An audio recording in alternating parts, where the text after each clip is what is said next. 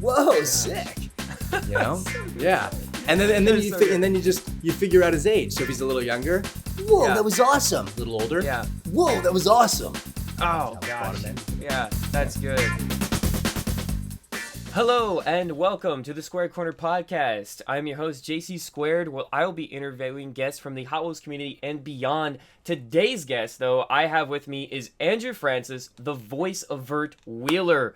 Welcome in. Huge fan, as you know. How are you doing? No, what's up, bro? Doing good. Super honored to be on the podcast. Thank you for having me. Oh man, it's great having you. Honestly, it's like childhood, you know. It's crazy. Same here. It's crazy. I first have to ask: have you ever had anyone recognize you as Vert Wheeler ever? Only conventions, I think, for Vert. Yeah, I mean, there's been like the odd time where like, you know, maybe someone who's seen a show had seen my picture attached to it and then sort of stopped me. And when I was doing Chesapeake Shores, a television show I did for a little while, the town kind of knew all the actors that were in that show. Yeah. So in that one, I got stopped there and I'm like, oh, do you watch Chesapeake Shores? And they're like, oh, no, we know this being done here, but like, I love Ninjago. And I'm like, all right. Cool. Oh, that's great. Yeah. Well, I guess, I don't know. Let's start at the beginning of your career. How did you get started in voice acting? Yeah. You know, it was an interesting thing. I can't remember it all that well because it was so long ago. But it was when I was 5 years old, I said to my mom, and this took on different connotations throughout the years, but I said, Mom, I want to be inside Pee Wee Herman's Playhouse because that's what I was watching. Huh. Now that got weird for a bit, right? Just saying that, but back then not weird. And so a year later, when I was still just adamant about wanting to be inside this moving box, I guess you could say, I was taken to my first audition by my mom, and I booked it. It was for I have a dog here who wants to play ball, and a cat here making biscuits.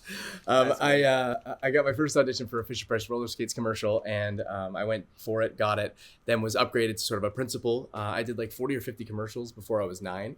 I did Lamb Chop's Play Along, which was a show way back in the day. I know Lamb Chop. Yeah. What? You were in that? Yeah. There was like the OG kids that were like in the main opening song, not the song that doesn't end, but that one too at the end. Oh, okay. But they did all that down in LA, the filming, and then all subsequent seasons were done up here, but they kept the same opening. So I never got into the opening, but I was in all the seasons after. That's crazy. Season 1 or 2. I had no idea. Yeah. And so anyways, to tie it all together, after when I was about 8 or 9, I got braces and I wasn't able to do commercials or really all that much stuff on camera except for somebody who wore braces. It was different back then. Yeah. So I decided to get into voice, and I went to Ocean Studios. Carl Willems was my first voice director, Sammy the Squirrel, which I talked about on a podcast previous to this, Anime Time Machine. And I went in there and just slayed it, I guess. And I literally have not stopped doing voice. That's crazy. Ever since. I got homeschooled because it was so busy. It's been a while. Yeah. That's cool. So, man, so you started when you were, 8 you said? Or I started doing commercials when I was 6, and then I started doing voice when I was 9. Wow. Yeah. That's so young though. Like I can't imagine doing that, honestly. I think that what helped, was like having the experience of like the 40 commercials and, being on Lamb Chops and being really close with Mallory, who's now sort of taken over for Sherry after she passed.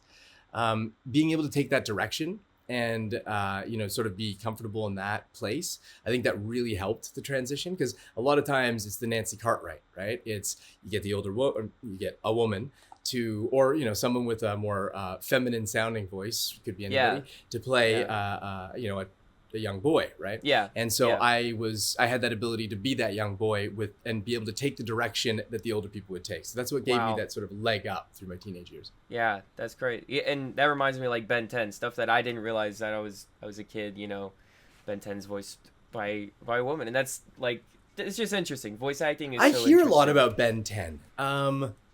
Now, what is Ben 10 like another show or made by the same like animation studio? It's you don't know about Ben 10? Oh No, I don't know. no. It's like not here in Canada, or I mean I don't have cable. Okay. Yeah. No, Ben 10 was School me. another Cartoon Network show, Yeah. and it's a kid that has a watch, and he turns into other aliens by pressing said watch.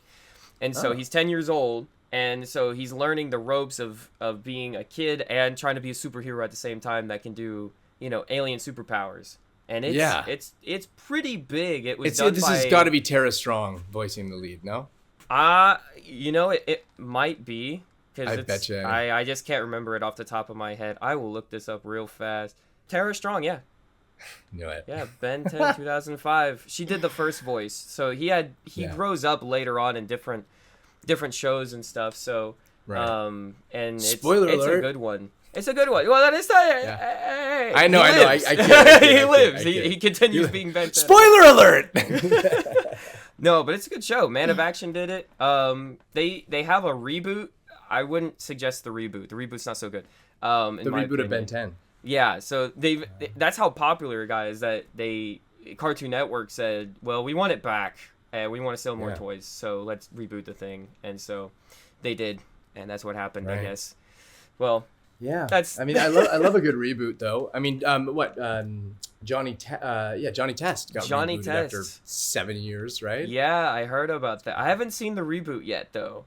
I've only... It's same. Yeah. Is it same? It's okay. that same Johnny goodness, yeah. Oh, okay. Come on, Dookie. We can take these girls down.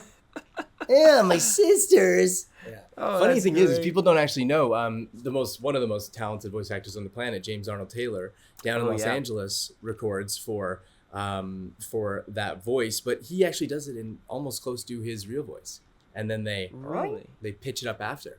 Huh. I actually did not know that. Isn't that interesting? I didn't know Yeah. that forever. And then I learned it, and I was when we would go in, James would do his stuff like in the morning, and then we wouldn't be able to hear what Johnny says, so we would essentially have to talk to a reader. And so since Gil pops in here and there, I would play the reader for Johnny. And over time, I came in after a few episodes of being away, and it was like, Whoa, Dookie, we gotta do this thing. Oh, man. wow, did all this stuff. And then the director, Terry Klassen, he's like, how did we get the pitched up, edited version of Johnny? How are we hearing this? And he's like, wait, is that Andrew doing the read-in? And I was like, yeah. And so then, and this is, it's all fair game in voice acting, but I was like, okay, if I can do Johnny Test and I can get that voice, that's a big commercial voice. I brought that to a new show that's just been released on Netflix called Deepa and Anoop. And I used that same voice almost, except a little higher, for a monkey named Maruti. And he's... Bananas? Oh, I'd do anything for bananas. So you repurpose, you know what I mean? Yeah. No, that works. That's good. And I do know James Arnold Taylor. He's so cool. Obi-Wan Kenobi, Clone Wars, big Star Wars fan. So yeah. Oh man, that's so good. I wish we would have got to work together, because I did the Lego Star Wars. I played Bail Organa and somebody else. Oh wow. But I never got to work with him in person. Oh darn. Yeah, one day. Let's get on to Vert Wheeler. How did you get Vert Wheeler? Well, I mean, there was nobody else for Vert Wheeler, especially at that time. I was the guy. I came in, with my blonde hair, and was like, where's the auditions for Vert? And they're like, you just got it. I was like, damn, sweet, radical, full Keanu, Keanu. All right. Vert Wheeler was, I knew how big of a deal Vert was going to be. And I mean, really, I was blessed to have an early career that destroyed my voice and gave me the just perfect amount of hero mixed with gravel, right? So it was mixed with because I'm naturally I surf, I wakeboard and all that kind of stuff, board anything. Oh, wow. And so that all came together, and it kind of was Vert. I mean, it was, all right, what's up? Name's Vert Wheeler. I mean, all I did was just sort of accentuate the gravel just a tiny bit to make him that a little bit more dreamy, and then just kind of went from there. Whoa, sick! So yeah. And then you figure out his age. So if he's a little younger, whoa, that was awesome. A little older, whoa, that was awesome. Oh gosh, that's good. Oh man, so how old were you when you got the part then? Oh, man, I don't know when. If you remember, I don't. But I mean, that would have been late teens for sure, right? Yeah. I'm trying to think if I was still in home. I got homeschooled for 2 years, 11 or 10 and 11, because voice got so busy. So I think it was just after I graduated, or just before, one of the two. Okay. Yeah. That's neat. And then that's about the same age as he was, too. Yeah. Oh yeah. It was right on point. It was right there. Right. I literally, when the clients came in from Mattel and saw me, they went, "Oh, so you cast Vert Wheeler?" Oh, you're the live action. Hold up. What happened? Yeah, here? exactly right. Yeah, when's that coming? They tried that for Max Steel, didn't work out so well. Oh, darn. Yeah. Yeah.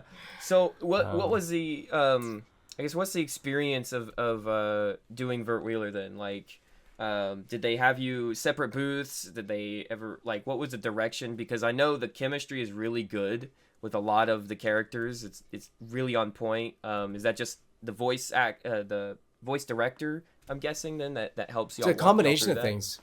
Yeah, you're right on point. First of all, like the Vancouver the Vancouver voiceover community, like the people who are at least, let's say, 20 years in, right? So they have 20 years of voice in Vancouver experience. Out of 11 people in a room, let's say, 9 of them are going to have over 20 years. 9 of them.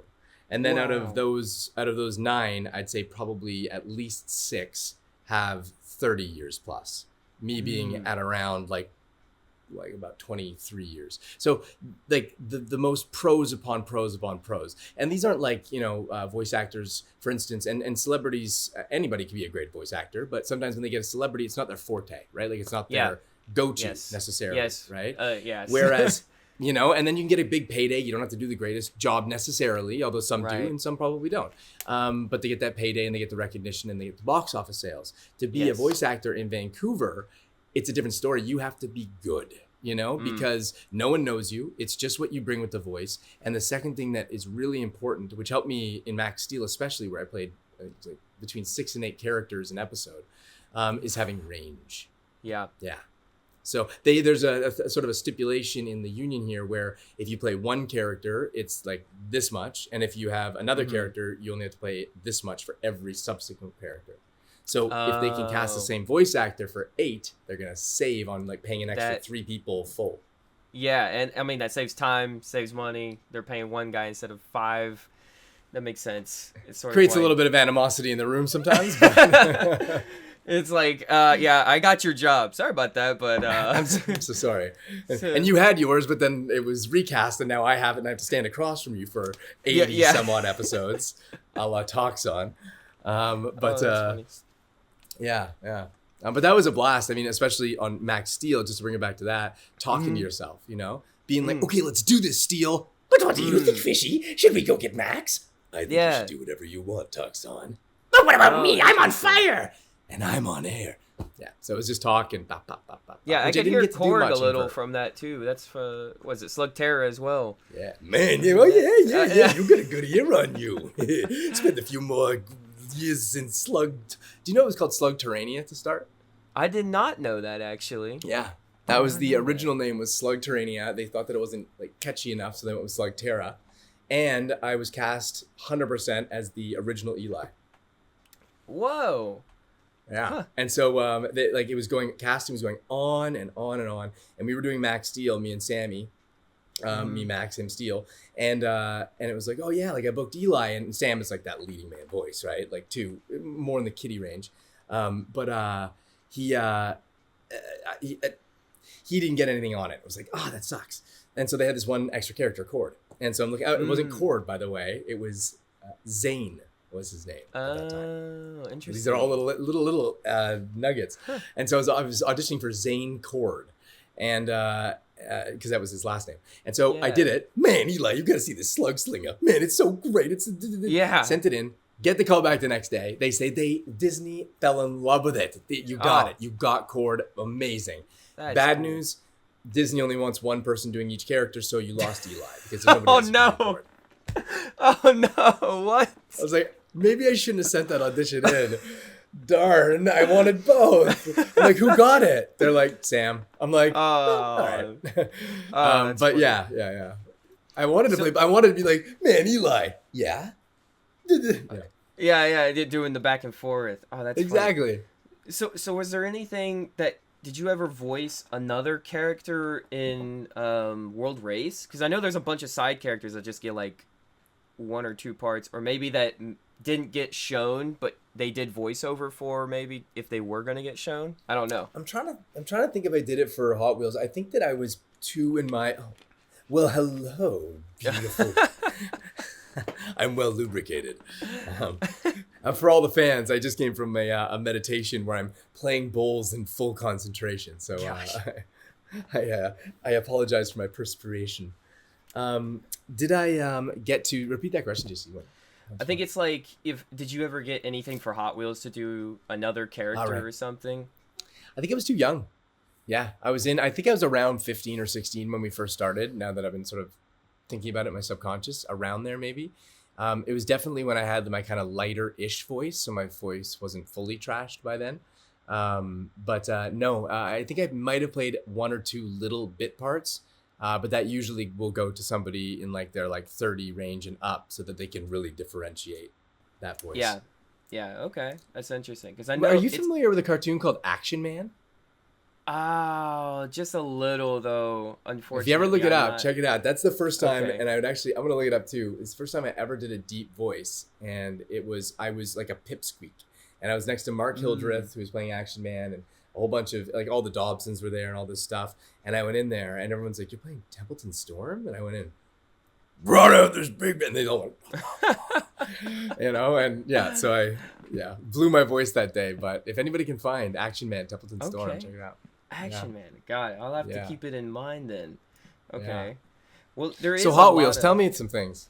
Yeah. Well, I mean, what do you want to know about Hot Wheels? I don't know. What's your favorite thing? What's the thing that you wish you knew? Lay it on me. I think a lot of people want to know: is there any other moments of Vert Wheeler that may have gotten out, or that may have been recorded but never got out? I don't know. No, not really. Everything that we did, and I wish we would have recorded more, because then we'd kind of maybe know how a few things wrapped up. Right. But no, we recorded everything that's been released. There is no, as far as I know, no unreleased footage. Wow. Okay. But I think it's about time we do a petition.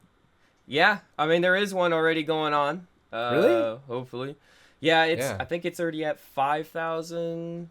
Well, send it my way. I'll put it out. I'll get even more people to sign it. Yeah. Okay, sweet. Because the funny thing is we have the entire voiceover cast still here in the city. Really? Yeah. Wow. And I mean, we can literally almost all. Well, I mean, I would be the only one that'd be on the edge, but we can all do the exact same voices. It would be like it picked up right where it left off. Hey, I don't mind. Trust me, I don't mind. I want it back. I really do. I see your jacket. I know. I'm the only kid in the world with this jacket. Yeah, you got a pretty sweet whip. I've seen you beside too. Oh man, that is so cool. I wish there was a way to get. I don't know if you've ever been. If you ever get to go to California during one of these events where they bring out the Diora 2, the car that technically you're driving, but you didn't know, I guess. And actually you get to see it would be super cool. Maybe even sit in it. I don't know. That'd be rad. I'd be like, yo, I'm Bert. I know. That would be super sweet. I mean, I was in California at least twice a year when I was doing that television show, but now I'm going to be going down to for producing stuff. So I'll definitely have to come and say hello. Are you in Lala? Are you down in LA? I'm in Texas. I actually flew out for that event. It was a very interesting fly out. There was a lot of fans that were like, hey, we're going to fly you out now. And they paid for my. You got a little buzz, right? Yeah. It was a little. Cheers. And we flew out there, and a couple of us actually did. It wasn't just me, and we got to go to Mattel and talk to some people, and got to meet a bunch of designers and stuff. Wow. The real thing is trying to meet the TV people, because those are the guys in charge of getting greenlit stuff. Getting this thing back on track. No doubt. Man. I kind of have an ear to a few Mattellians, and so maybe I'll try and put that. I think the petition would totally help. I believe that the last show, I think Deep in a Noob was Mattel. So is Ninjago Mattel? Ninjago's Lego. That's Lego. That's Lego. Duh. Yeah. Oh my god. Yeah. this can't come out now. No, I love you, Lego. I would never say that. I was thinking My Little Pony. Ninjago's That's Lego. Hasbro. We love you. That's Hasbro. No! Don't worry, we're not getting Mattel in is trouble Hot with Wheels, anybody. right? Mattel is Hot Wheels. Mattel is Hot Wheels, and Gosh. Barbie, Hot Yes, Wheels, Barbie. American You Girl can catch me as doll. Linton in one of the Barbie old specials. There you go. Exactly. That's who we were thinking about the entire time, was a Barbie Yeah. character. That actually brings me a little bit, because we were talking about Lego. You played Jawler on Lego. I don't know if you remember that one. Yes, pronounced Jala. It's a Jala, silent R. and then the famous Takua. The Yeah, I don't know if Takua, you've heard Mike. that meme so many times. No, which one? The Takua, like everyone Is it me starts speaking? clipping it. Yeah, it's you doing Oh. Takua, and it's just like it's sort of like James Arnold Does Taylor's the A go one? laugh. Yeah, it's like the ha ha ha. It sounds really fake. Oh, And it's just- yeah. The loop kind of. So a lot of people take it out of context, and that'll be like the Bionicle movie out of context, and it's just you saying Takua all the time. Oh, yeah. You know Yeah. what? I've seen caught wind of that where all my lines are me saying Takua. Yeah. Yeah, totally. Yeah, they just recently did a Takua set, actually, and this is like brand new. I don't know if you've seen this. Wait, I can't get that in the thing. There we go. Oh, so it's whoa. Tahu and Takua on his back here, and that just released this year. This is the first Bionicle set since like 2012. So Yeah, that's probably about when. No, it was even maybe before that when we. No, I was when in y'all school when we did it, recorded it was like 2003 or Would have been 4. one? No, it wouldn't have been Or 3. 2001. Wait a minute. Yeah, that's older, I think, than Hot Wheels. Oh, no. in It terms would have of been the like, movie. holy frig. It would have been, because I left, I believe, elementary school. Oh, wow. So I think I was in grade 7. Whoa. That means it would have been 5 years before 03. So would that have been to record it? 98? The movie came out in 03, but I don't know Okay. when they Then- had then- you record it. What about Highway 35? That was also 2003, and then Acceleracers subsequently was 2005. Okay, all right. Because I remember. Oh, hold on. We're still talking Bionicle, right? Yeah, this is Bionicle. Yeah. Yeah. No. Bionicle, yeah. That was Hot Wheels. What you- Bionicle is the same though, sort of. Okay. Because the reason I remember so specifically is because I remember going to the audition and I bussed in, I left my, I thought, elementary school, but I guess not. Maybe I left my high school. Either way, I left and I went there, did the audition. I was like, oh no. I'm like, I didn't bring my best. I know this part is mine. I need it. So I called back. I called my agent. I was like, I gotta go back. And I swear I was coming back into Ladner, which is where I went to elementary school. But either way, I'm like, I gotta go back. I gotta will they see me again? I know what to do. And so he calls and he's like, hey, they'll see you again. Go turn around, go right back 40 minutes back into downtown and you can re-record your audition. I said, okay. So I go in there. I said, thank you so much. It was Chris Zimmerman who also did Dino Trucks. I said, thank you so much for seeing me again. And I redid it and I left. And then after, and it's funny because this is one of the only places that they, or only projects that they've had a read-through beforehand. And I did this read-through and, when I was at the read-through, they came up to me and they said, hey, just so you know, when you walked out of the room after your first audition, we all looked at each other and said, okay, so he's booked. We got him. So we thought it was that. And they put me through the ringer when I came back from that second audition. They got me to do it all these different ways. Oh, you know what I mean? And yeah. And I had it 3 hours earlier. So That's great. Oh, that's good. So They got me there's man, I can't wait because Bionicle fans and Acceleracers fans is sort of hand in hand in that way. So yeah. maybe you'll also get Bionicle back. You know what I'm saying? I hope don't so. mind. I don't mind. It's time for all these old to revamp. Hot Wheels, Bionicle. yeah. I I know there's Max Steel. the live action Hot Wheels movie that should be coming out. But I don't know. Playing Vert. I know. I was wondering, would that be an interesting role for you to do if you ever had to come back for a live action Vert or something, or do like a cameo Yeah. of it? Play one of the most iconic Mattel Hot Wheels characters ever. Yeah. Heck yeah. That would be Heck so yeah. rad. I mean, when I was doing Max Steel and we saw the promo for the Max Steel movie, we were like, wait, what? Like, where did this come from? Wow. Yeah, like we had no idea, and they were just showing us a trailer for it. And then, it stunk, which was unfortunate, but, or at least that's what I hear. I never saw it. Yeah, don't skip past the voice actor. You go straight to the voice actor first. Yeah. They learned their lesson. Yeah, one of the great things about Star Wars is that they had some voice actors reprise their roles as their characters for Mando, for the Mandalorian. They had, what was her name? I just watched the episode this morning. I can't remember. It's one of the female Mandalorians, and she's in the Clone Wars for forever. And they brought her back to do the live action version as well. And I'm like, sweet. That just works so good, you know? Yeah, like if they can do both, let them. Except, I mean, this kid that they got is Max McGrath. He did look like Max McGrath from the cartoon with the black hair, but not the greatest actor. Didn't play it. And was just a bit too stereotypical and cheesy. And it's like, and it flopped. So, I mean, that's got to tell you something, right? Yeah, yeah. It looked expensive. I bet it was. I mean, it looks like the Barbie movie's also going to be expensive. I hope that doesn't flop, because then that doesn't look good for Hot Wheels media. No. That'll be an interesting. I think that Gosling's got enough of a base that he'll make that thing fly. That's true. Yeah. So yeah, I was going to go back to Acceleracers because we talked about how you got World Race. Then they sort of changed people up, and they kept the same writer, or one of the same writers, and now we have Acceleracers about 2 years later. Did they come straight to you afterwards, or did they have to recast you, or what's that like, trying to go back to a character or something? Yeah, I want to see if I can. I never delete an email.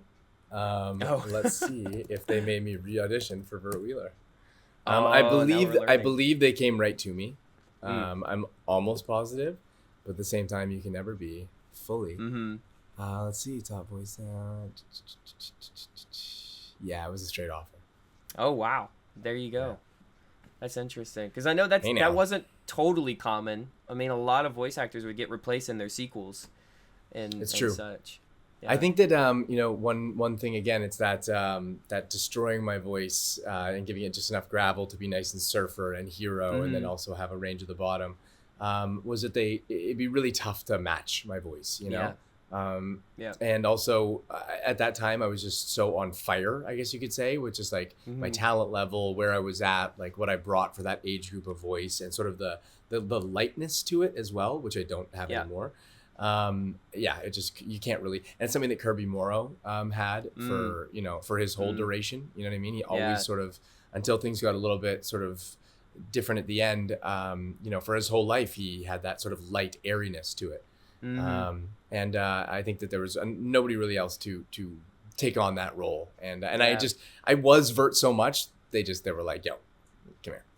Just I was like, back in. And that's so nice, actually. I'm so glad they did, because that would have been really frustrating for kids, probably thinking it's a different character. Like, I think, was it Mark Hildreth takes over for him in the other show, which isn't connected. So it's like a different version of him, which is interesting. I don't know. Mark and I played a lot of the same characters. Okay. Funny enough. Yeah. So it's like a flip flop every now and then. Okay. Every now and then, like he does it. He's an action. Or I think he was I think he was Max Steel before I was, and then I took over for Max. Yeah, he was Max McGrath, I believe. Okay. And then like another guy's Ian Corlett that I do a lot of his voices. Like he was Mega Man before me. And now people are taking after me. Really talented people like Vincent Tong and Ian Hanlon and Cole Howard. And they're the new breed. Interesting. Okay. Yeah, the new crop. Well, it has been 20 years since this character. It's just crazy that he debuted 20 years ago. What is some of your favorite characteristics about Vert, maybe? I loved, Vert's carefree yet competitive nature. You know, that was always rad. Like, just the laid backness of him. He's at the park. He always cared about his friends, like no matter what, there was priorities in winning races and being Vert Wheeler, especially coming from his dad, who, was a little bit stern with him from time to time. But I think that was a really, really enjoyable part, was just like Vert Wheeler's evolution, you know? Yeah. Did you ever have like a favorite version of Vert Wheeler? Did you like him in World Race more, or Acceleracers more? Because Acceleracers gets a little darker with his character. He does. I like that they explored that aspect of him, you know, because like, you know, if you keep Vert Wheeler as Vert Wheeler, what up? Whoa, no, I'm not gonna win. But I did. You know what I mean? Then, you know, that can be, you know, a bit two-dimensional or even one-dimensional. So to see his sort of I guess you could say almost origin story qualities of that, you know, or that energy at least, with him getting a little bit darker, I thought that was kind of cool. You get to see another side of Vert. If this is a total what if Mattel ever asked you to go to like San Diego Comic-Con or something to celebrate. Sorry, go on.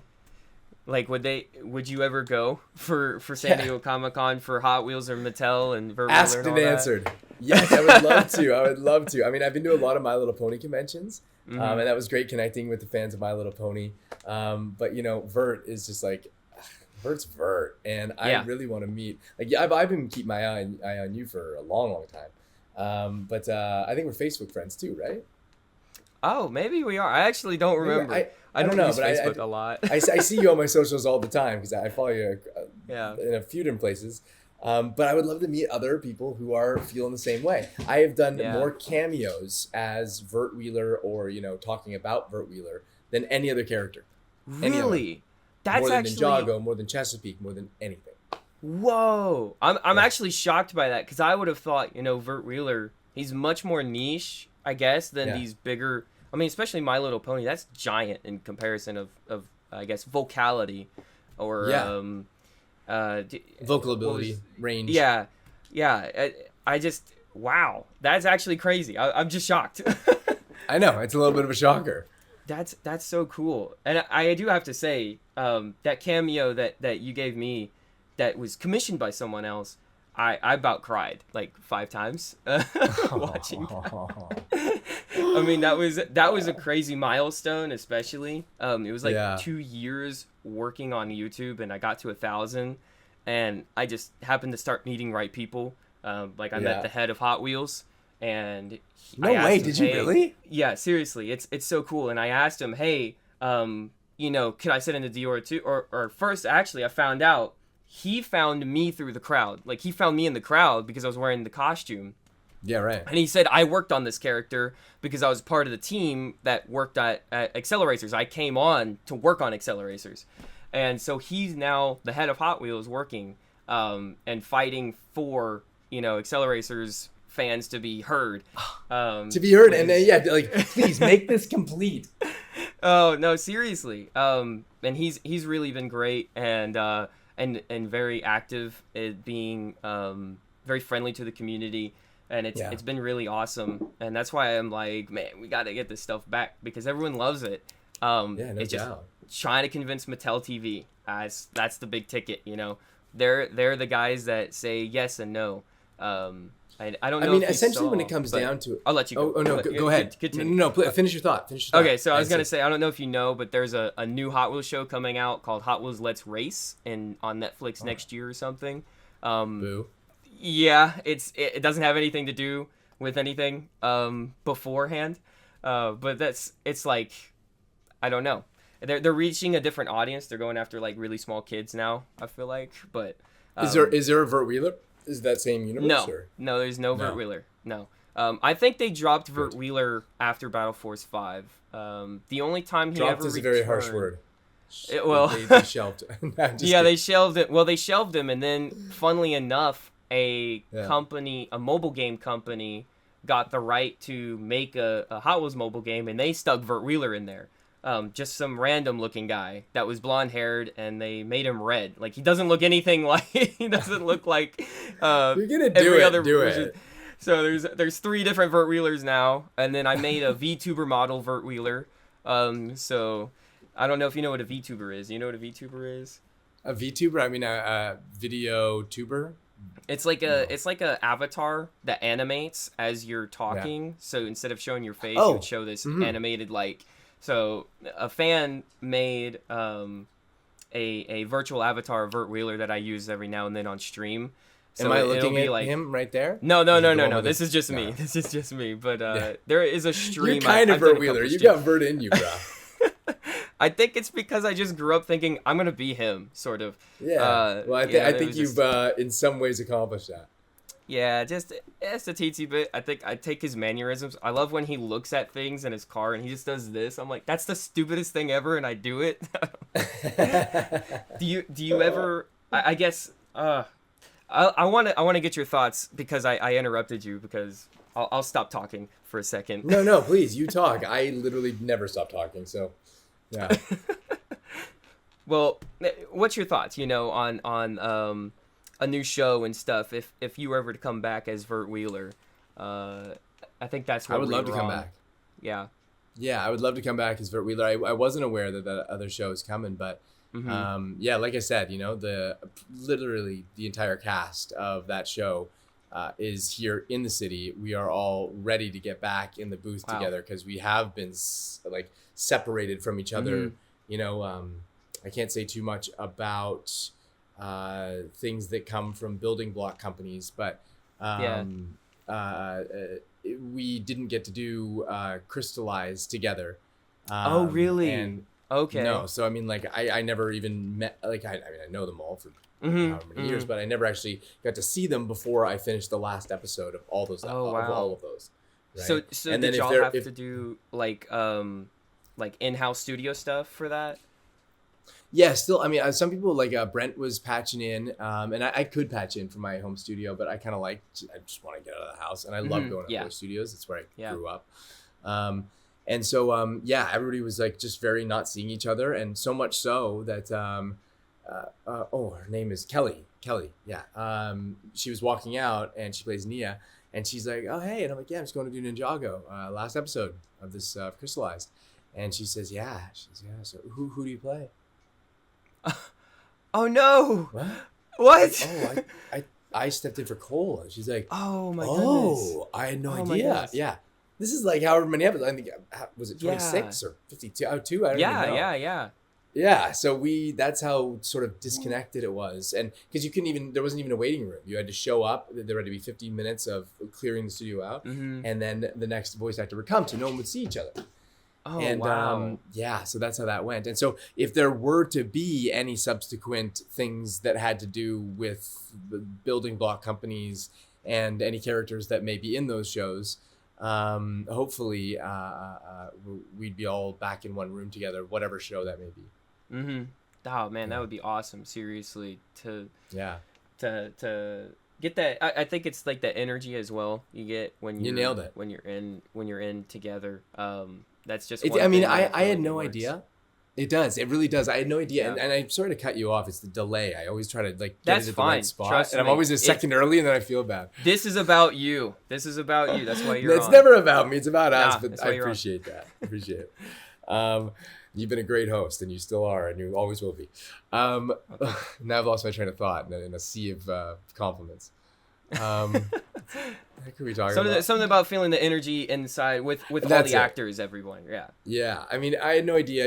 The old song. You don't know what you got till it's gone. This is a definite case of that. We would go in and do these. I had no idea that for so many years since I was a kid, I was literally doing one room play. Is essentially what it's like.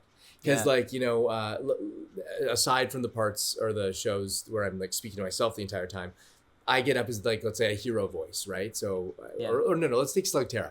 So I'm up as Cord, Sam's up as Eli, Shannon's up as Trixie, Lee is probably rewriting his line.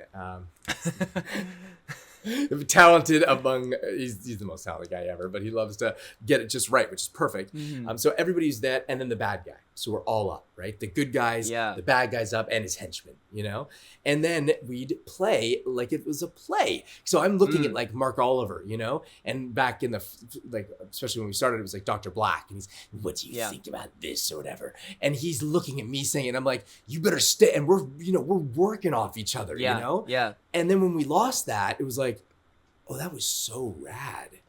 That was so fulfilling, you know what I mean? And now, I mean, if you put your minutes of work to dollars paid, it's astronomical, right? Because what took 4 hours takes about maybe 7 minutes. But I would give up all of that just to be in a room with these talented people. And I tell you, one last thing I'll say to that is that, starting at 9 years old and being in the room for like X-Men with like Scott McNeil and the Dobsons and Kathleen Barr and Kathy Westluck and David Kaye. Gosh. I mean, the who's David Kaye, gosh. David Kaye, dude, David Kaye caught me. I mean, I look up to David immensely, and I want to take over his, I've actually reached out to him to do a protege program if I could ever go down there and follow him around. But David was so amazing. He was on one of the first shows I did called NASCAR Racers. That's where we first met. Yeah, it was way back. That would have been the first driving show I did. Okay. Yeah. Neat. But So, I had no idea. Hot Wheels wasn't the first. Okay, that's interesting. Yeah. Well, Hot was the most prolific, but I wasn't a racer. I was the guy who stayed behind as the I think Kirby Morrow, the Michael Dobsons, the David Kays, and the Brian Drummonds went off to the races. Yeah. Drummond. Gotcha. Ooh, that guy's a talent. Yeah. Tabitha. Oh my gosh. Gosh. Ball. Jeepers. It's so cool. Like, you're naming all these guys, and they're also in Hot Wheels. And it's like, that's crazy to think about.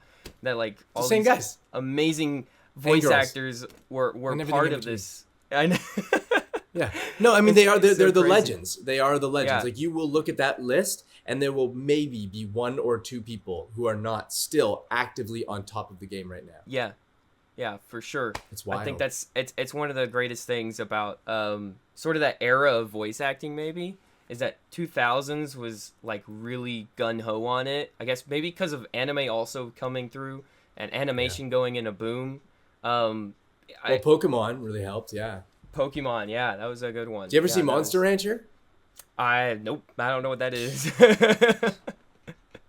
I bet you know Digimon though, don't you? Yeah, I sort of know Digimon, yeah. Well, hey, I had to tell you about Ben 10, so I mean, there's fair also enough. All right, there's also that. Well, all right, we'll fair it out. I did a show called Monster Rancher where I played Genki. I was quite young, and I was right in sort of the Digimon Pokemon area, and it was all about like you could take any CD, you'd put it into your ROM, you'd play it, and there'd be a monster. Like Gotta Catch 'Em All style, a monster rancher.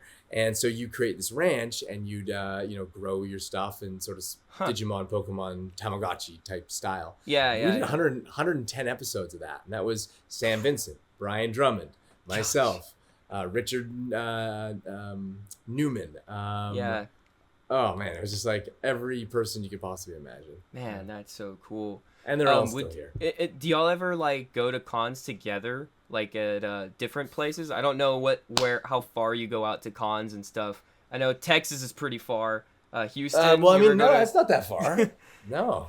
Some people go to London, Australia. Wow. For My Little Pony, I went to a lot of them. I know Drummond's doing a whole bunch of conventions right now. But what was the main part of that? So, like, we do go to conventions.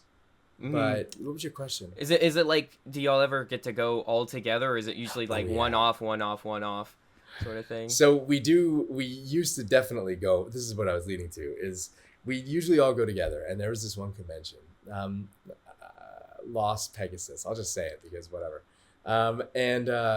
We all got invited, like all the top voice actors with kind of the sort of highest, you want me, you got to pay this type deal, right? Me not even being at the top, not even close, right? The girls were down, the guys were down, like everybody's there. And we're all staying at the Wynn Casino in Las Vegas. We have these rooms overlooking the Strip. We have gigantic per diem. We got flown down first class. Like, I mean, wow, beyond. And now I've been sober for 5.5 years. I was not sober back then. So we were out drinking. Terry Klassen was the director. He was there as well. And they invited everybody and their dog. And so, and with the nicest accommodations, everything. We went down there. On day 2, they went bankrupt. As bankrupt as you could bankrupt. Like, they were the heads of the convention. Sorry, dog's going at me. The heads of the convention had a nervous breakdown, wouldn't come out of their room. They were able to pay all the voice actors, but what was happening was all these things were prepaid. And so people who had prepaid for their ticket, their room, everything, done, got their stuff. Yeah. It didn't get paid. And so they went, like the hotel, took all of the stuff of this random person while they're out doing stuff at the con, come back to the room, and then they go down, and then there's 70 people at the front desk going, I can't get in my room. And they go, no one paid for it. We're holding your stuff until you pay. Oh my gosh. So they paid the convention staff to pay for the hotel, and the convention staff didn't pay for the hotel, basically. That's exactly it. And it came down to mostly one woman and one man, and she literally had almost a nervous breakdown because, she had, I mean, you think about how much these rooms for these 20 people, they flew down there. Ooh, that's not good. Yikes. So, I think it all got cleared up in the end, but that was the most fun I've ever had. I mean, first of all, because I've only been to Las Vegas once. I was drinking back then. Thank goodness, because if I went now, I'd remember twice as much and probably want to get out of there twice as fast. And it was like one of the last times that we really, in like a party out there setting, had Terry Klassen, who I've worked with forever and love as a voice director, and all of my best voice acting buddies in one spot. And we're in freaking Las Vegas. It was amazing. Yeah, that does sound like it's pretty cool. Oh man, I sort of want to fight for some type of I don't know, have you, like when Clone Wars did their panels, or like how Star Wars does their panels, they get all the voice actors at the con, at Star Wars Con or something. I would love it if we did that for Hot Wheels or something. I know that's totally out there, but I'm like, man, that'd be really so all cool. you need for a convention is about 1,000 to 2,000 people that would pre-register and buy it. And then once you have that, I mean, if you sell the tickets, if you do like a 1 or a 2 day or a 3 day convention, and let's say it's, I don't know, $100 a day, and you have 3,000, you times that by 3, you got 9,000, you pay out like 3 talent, it's going to come out. It could happen. You know what I mean?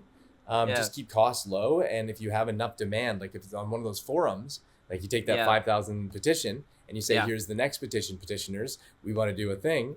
You might even get Mattel to kick in. I didn't say that. You didn't hear that from me. I did. Hey, that's just good advice, you know. It's just good advice. That's just good advice. Well, would you ever come down to Houston? I don't know.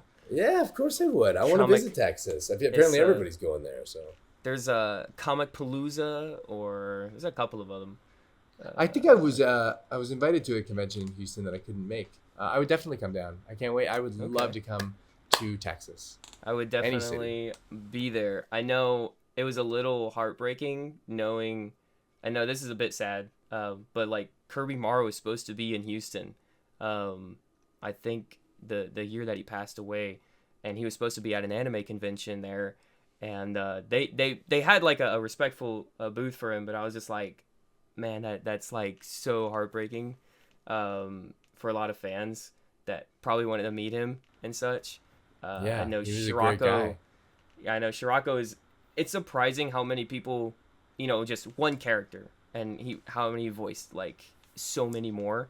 And what was the character that was most beloved for this?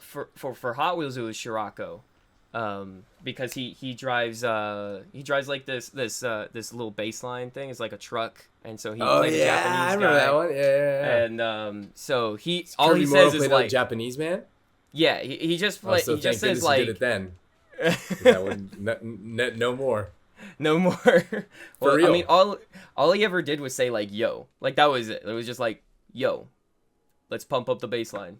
I just wanted to pay some tribute to Kirby Morrow, because you take on the role as Cole, and obviously he was a big inspiration as well, and he worked on Shirako, and he did Acceleracers, but he's done so much more. He was Cyclops with me in X-Men. Yeah. You had a great response. I remember, and Ninjago community was totally for it when it happened, and when you took over the role. What was sort of that like, taking over someone who has passed away, and a friend, a role model, colleague, role model. Yeah. Searching for the words. It was a really difficult experience. I mean, getting the call was tragic. I just finished a meditation class and was like, what? Mm-hmm. What? Like, what? Yeah. It was tough. We all saw Kirby down, making his way down a path, and that was a little bit like, okay. So then when we heard about it, it was really tough. And then, hearing, okay, they're going to recast the role, it was like, frig. Yeah. It was like, okay, well, now it's research time. And so that was the most difficult part, was watching all of Kirby's interviews from season 1 to season last at that point, and watching, listening to his voice throughout the seasons, and listening to it, I mean, let's be frank, degrade, over time. It was not what it started as. And so that was really sad to watch that. And we'd had a few personal experiences that I won't get into, where I just saw things that were scary, and just not him. And and Kirby is such a light, such a shining light, such a talent, such an open, kind human being. Even in his darkest days, he would put that aside to help a stranger. That's who he is. Yeah. So watching just him over that 10-year period was really interesting in a not good way. And then auditioning was really sad and savage, and it was just weird. And then the last sort of audition, I was outside the studio with the other voice actor, a little less known. People probably wouldn't know him by name right off the bat. So I won't mention it. But we said, hey, look, for Kirby, it's going to be one of the two of us. We'll do our best, and what is. Yeah.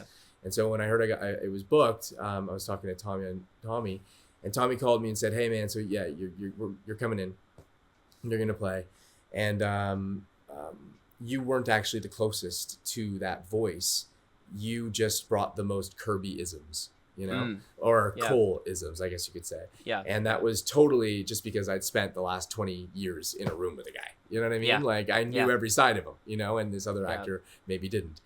So I think that's what put me over the top. But it was an emotional roller coaster getting the role. The first season was emotional almost every session because I would always listen to Kirby before I would record. And now we've sort of we've blended Kirby into our room with us, so we can just know that he's there, know that he's proud, and we can work. And that is if we ever make any more Ninjago in the future. Yeah. I know people were speculating if it was going to continue or not, but either way, I have to say you definitely did a pretty good job of Cole, thanks. And I know a lot of people were pretty happy with it. And I think just happy is fine. You were happy with it. Yeah, I think so. Well, let's go into some people pretty much liked it. I pretty much liked it, and okay, I pretty much did the best I could do. There you go. Well, I do have some fan questions as well, because I think we got through some of the Hot Wheels already. We already did most of the World Race, but here's some fan questions of just what they asked. Who is your favorite character to voice? Different times in my life. When I was in my teens, it was Delandau from Visions of Escaflowne. I really, really had a great time voicing Vert, most definitely. I mean, iconic. And Max was so much fun because he got to talk to so many other characters. And I say the last but not least would be, if I had to pick a favorite, I can't. But I also like playing Gil. Gil is so funny. Gil devolved in Johnny Test to just this thing where he could literally do or say anything and it would make sense. What's up, Johnny, bro? Just finished my cheese ice cream and I'm going to go skate on the gravel. What are you up to? And it would be okay. Yeah, that makes sense. Yeah, Oh, so I liked Gil a lot. And Mega Man was fun too. Yeah. Oh, Mega Man. Oh, wow. Yeah. Yeah, and Dende from Dragon Ball Z, but that was a long time ago. Okay. The second question is, what would your ideal ending for the character of Vert Wheeler be? If he did get one, I guess. Does it have to end? I don't, that's what I guess, I don't know where it wants to go. I think the greatest end would be another 52 episodes. and ask me on episode 46. And then it's I think now we made it. I think now we're good. After about 17 movies, I don't know. I think that No. There can always be more. If the toys sell, there will be more cartoons. That is the way things go. I mean, now, what is it? Hot Wheels is the #1 best-selling toy in the world. So yeah, I feel like it could happen. All right, we're gonna have to talk to Mattel, Hasbro. I can name them all. Yeah, I think the last one that happened was Fast and Furious Spy Racers that they did a toy line for with the show. I don't know if you heard of that or not. It's some weird. Yeah, wasn't done here in Vancouver. No, I didn't hear about it. But I bet you there, not only new fans, but all the OG fans would be right back to watching Vert. Yeah. So I think it's quite lucrative. Yeah, 100%. The third question is, what's it like to shift between voice acting and on-screen acting? I was saving this because I knew I wanted to ask this, but it was a fan question, so I made sure to save it for now. Yeah. It's a whole different beast in the best way possible. Voice acting is a lot of moving your arms. Like, I mean, literally, Sam will attest to this, and whoever's next to me on this side, I feel bad for them. I'm constantly moving my arms. Whoa! Did you see that? It was this big. So, I've smacked a few people, you know what I mean? Like, sorry, Sam. Oh, but Brian Drummond, sorry. Smack. My bad. So, that's all in the body, and you get to sort of put it out there and find levels. I learned something from Michael Donovan, who was a longtime voice director for Ninjago, right? There's up and down, but then there's also pacing, right? So sometimes you want to get really low and get really slow, just to show that you can go really fast if you want to, but then you bring it down there. And if you can really work the volume and that kind of thing. So that's really fun to play with. And I've been voice acting for so long and done so much because, you see one credit on something is actually 26 episodes. It's like 3 years of work or whatever, right? Whereas you see a movie that I've done, that was just 3 weeks of work. The flip side of it is for acting, you have to pull everything back, right? So you have to think like the character. So you look at the lines, then you kind of get rid of the lines, you figure out what the character wants, and then you start figuring out thoughts that they'd have during that scene, and then you add the lines back in. So you're always preoccupied. Like, no one ever really, like right now I'm petting the dog, but I'm talking to you, right? Yeah. Whereas other actors would be here talking to you because I'm doing a scene where I'm into a podcast. Oh crap, do something where I don't look like I'm stiff. You know what I mean?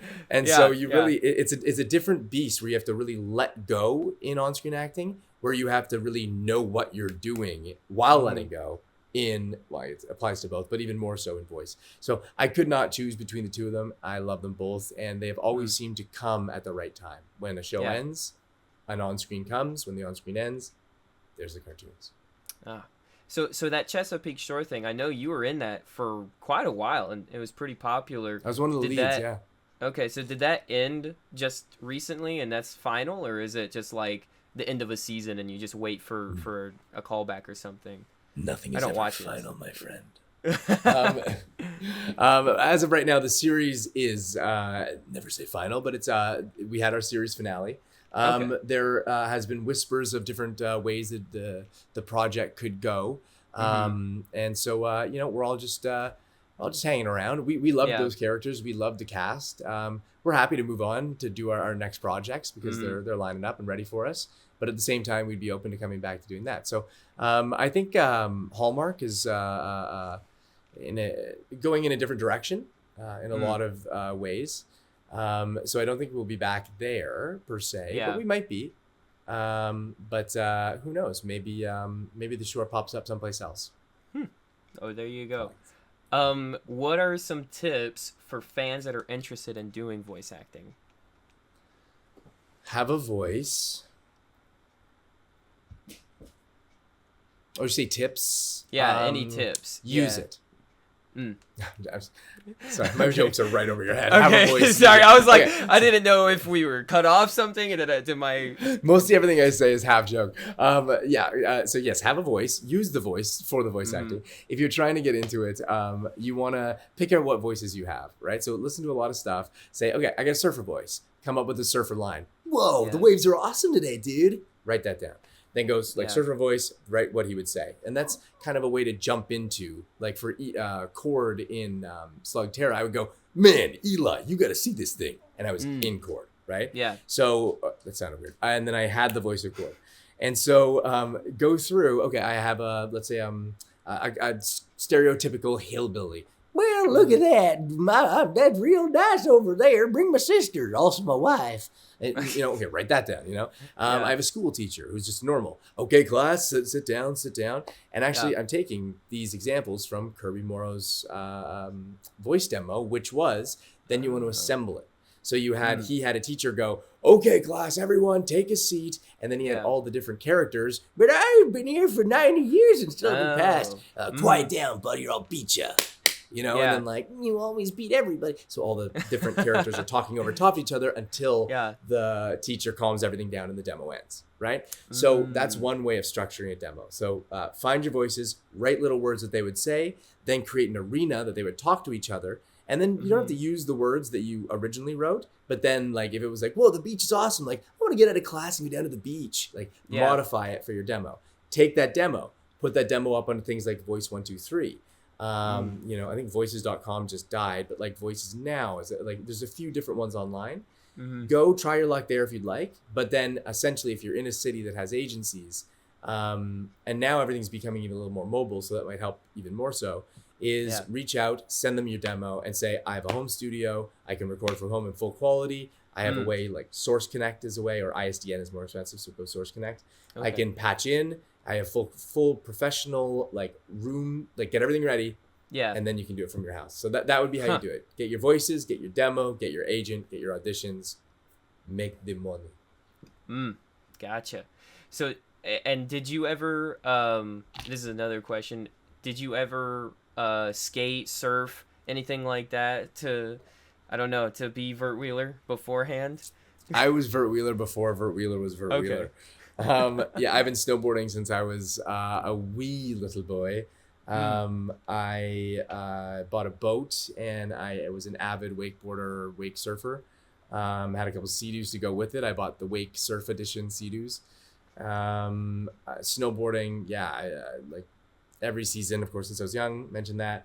And now I have a one wheel, which is my most favorite thing in the entire world. So I was on it today multiple times, and I have a broken foot. But it's like a snowboard in the city. It's like you're going through deep powder constantly. You just decide how steep the hill is. So you'll see me with my Bose headphones, my one wheel, and in the summer, almost nothing else. Just rip it. Yeah. Oh, lastly, did I show you these pops? I don't think I showed these to you. So do you know what pop figures are? Yeah. Yeah. Do I have a pop? Does my character have a pop? Well, I commissioned someone to conceptualize it. So I had someone conceptualize it of Vert Wheeler, and then I had the other one as well, the one that I'm wearing, which is Acceleracers Vert Wheeler. So I had someone do that, and I paid him, and I was asking, I think it was Brian Benedict, and I said, hey, would Hot Wheels ever be interested in doing a Funko thing? Because they do it with Barbie, they do it with not Transformers, that's Hasbro. They do it with He-Man. Sorry, He-Man was the other one. Drummond had his dudes beside, or not Brian Dobson in the podcast the other day had his that guy, and I was like, I want one of those. Yeah. So good on you for getting it commissioned. Yeah, so hopefully, what's next? Maybe. I feel like Max Steel should be one as well, because I mean, Max Steel is a classic as well, or there's so many like little things I feel like that could have been done. Yeah, I know. Well, goes. Pop should get on all of these. You know what I mean? Because it seems that they make a character for everyone that I haven't played.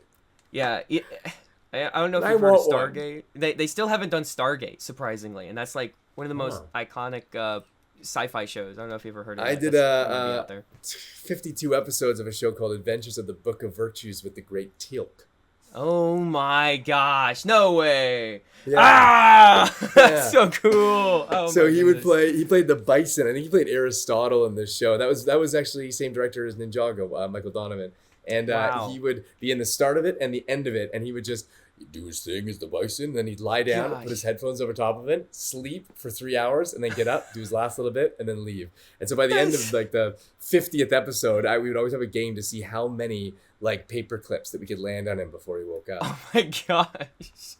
The Great Teal'c. Christopher Judge, let's go. Christopher Judge. Yeah. Yeah, that's great. That's great. I know he does God of War now, which is insane. You know, really sick. Yeah. So, hey, do you ever think about doing, I guess, have you done a bunch of video game voices? Oh my goodness, there we go. I haven't been in for one. You know, it's funny. I did SSX on tour. I played Tyson back in the day. That was a fun one, but that was a long time ago. IDA. EA headquarters is sick here in Vancouver. And then I booked a role. They were going to do a new Rainbow Six. And now I'm way out of NDA on this, but this was way back, and they hadn't done a Rainbow Six in a long time. I booked a role as an on-camera audition. Like I went in and did the physicality because it was going to be mocap. Yeah. They flew me down to LA. I went and did all the voice for it for the promo, and then it ended. Something happened that the game, there was like something controversial was in the game, and then something happened in between them making it, so they had to switch it, and I didn't get to do it. But it was just the most weirdest thing, like a dream. Like all of a sudden they're like, okay, you're first class to LA tomorrow, where you're staying at this hotel. They're driving you to this. The guy who did he did all the Call of Duties. He did all he was the guy, and went to his home studio, whatever, and then went in there, did all the lines, got flown back a couple days later, and then heard nothing of it ever again.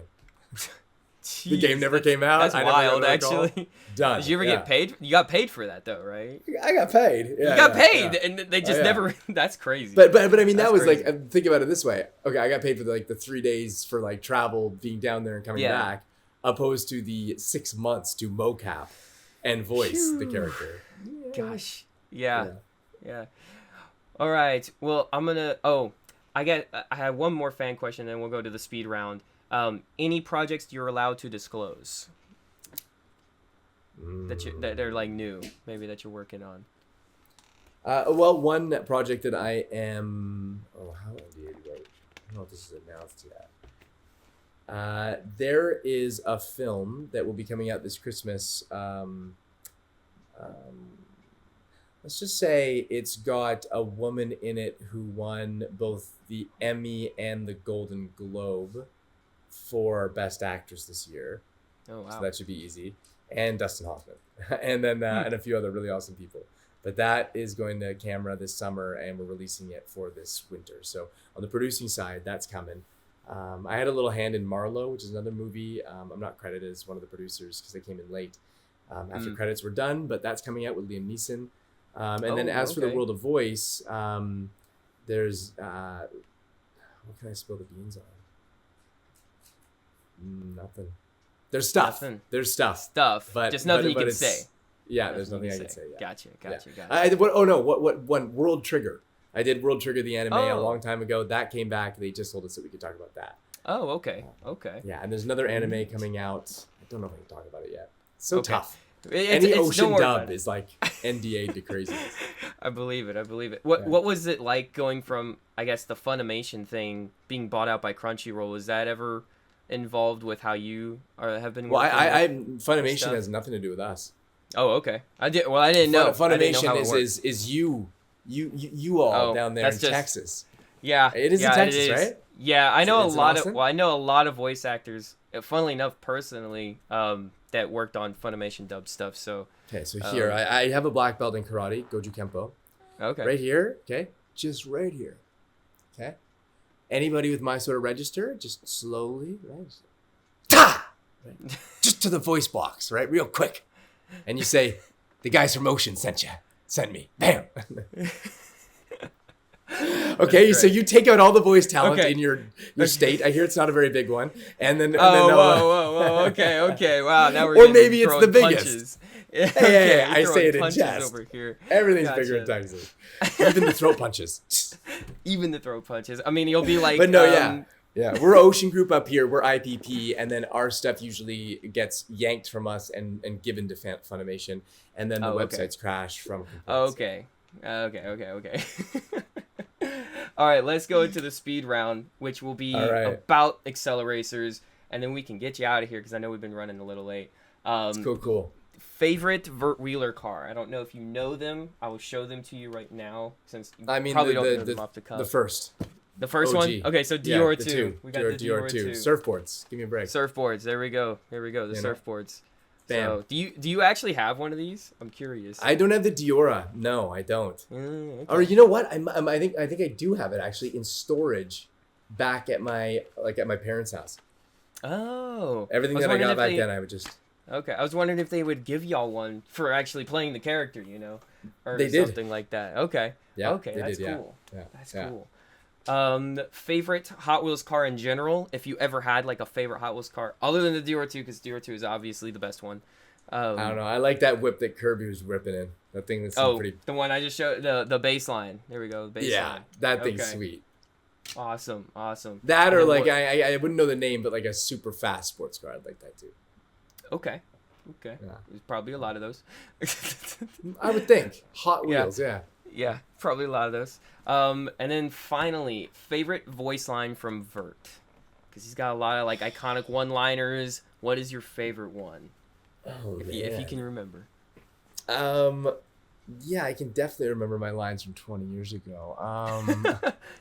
Don't worry, the entire fandom can remember it for you. They literally quote the movie all the time. We all just like meme about the movie, like shoot the curl, you know, ride Shoot it. the curl. Yeah, you know? Ride it. Okay, Yeah. how about you give me your top 3, and then I'll voice them out. I'll belt them out.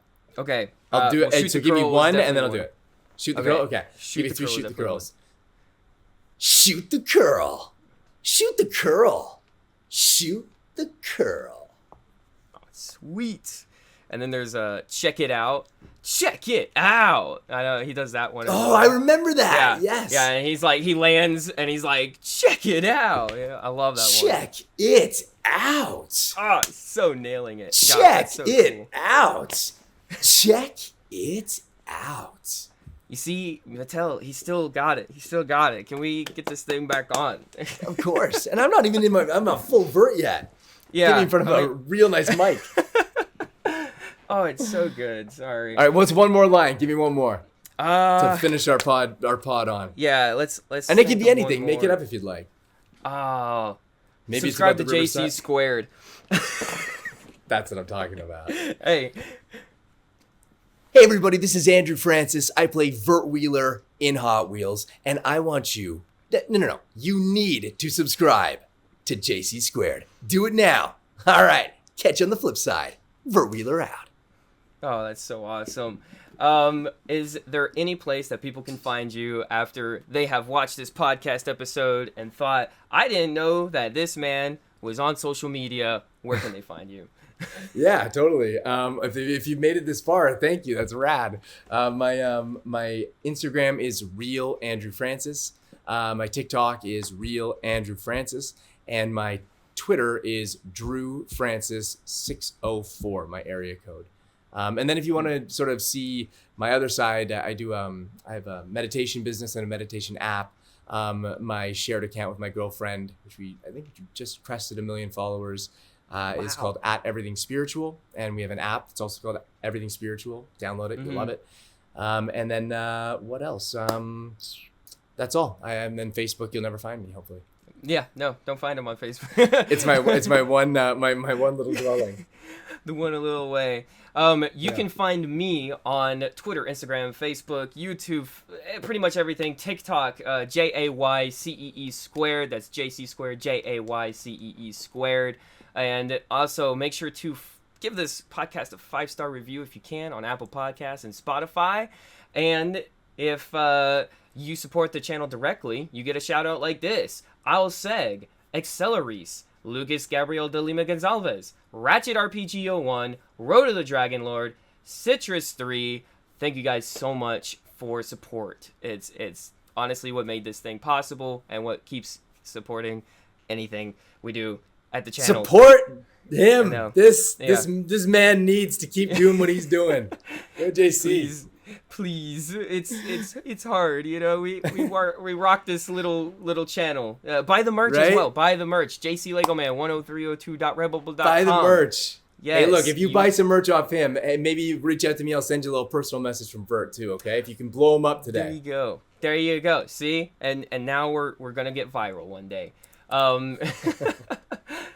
So thank you so much for your support. And with that, anything else to add, Andrew? I just want to say thank you. Thank you, JayCee, for having me on the podcast.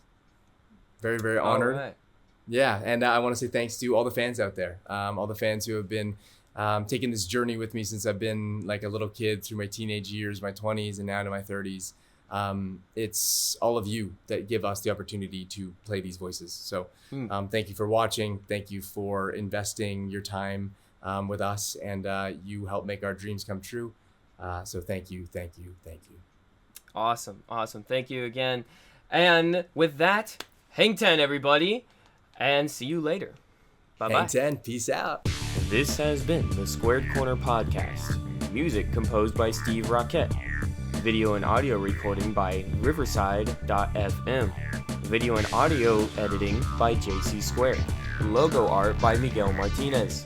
And lastly, supported by you, the viewer. Thank you.